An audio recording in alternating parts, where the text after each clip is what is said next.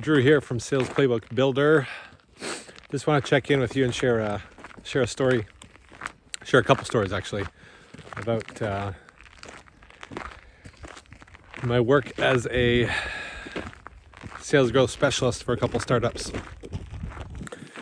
I had a client recently.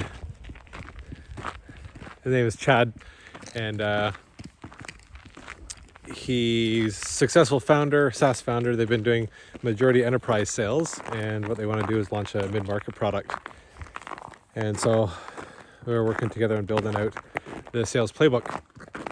And one of the things that he asked me is, what are your thoughts on hiring somebody from a Fortune 500 company? Because he was all excited about hiring somebody from ADP in particular.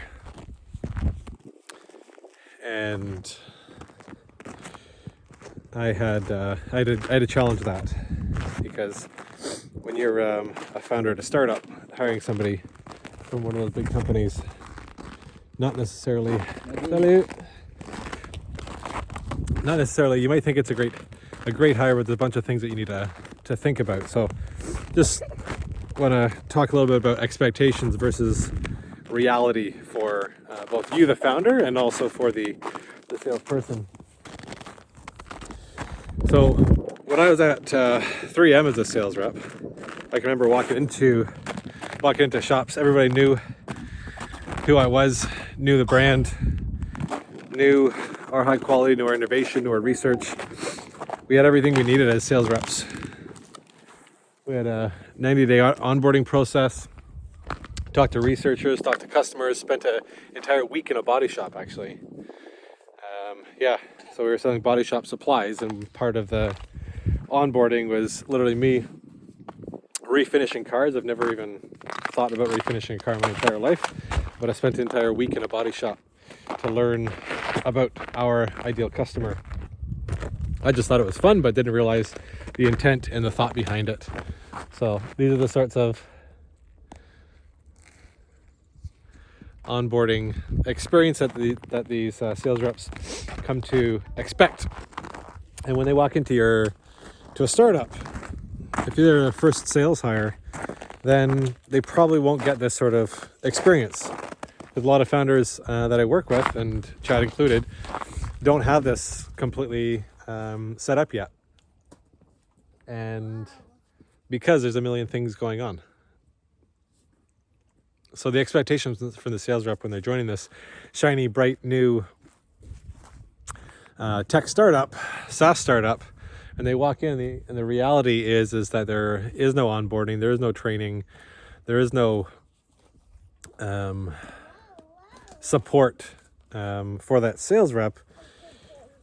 When you have a disconnect between expectations and reality, you're almost certain to have disappointment and conflict arise. And that's what I experienced personally, and also what I've been seeing with some of my clients.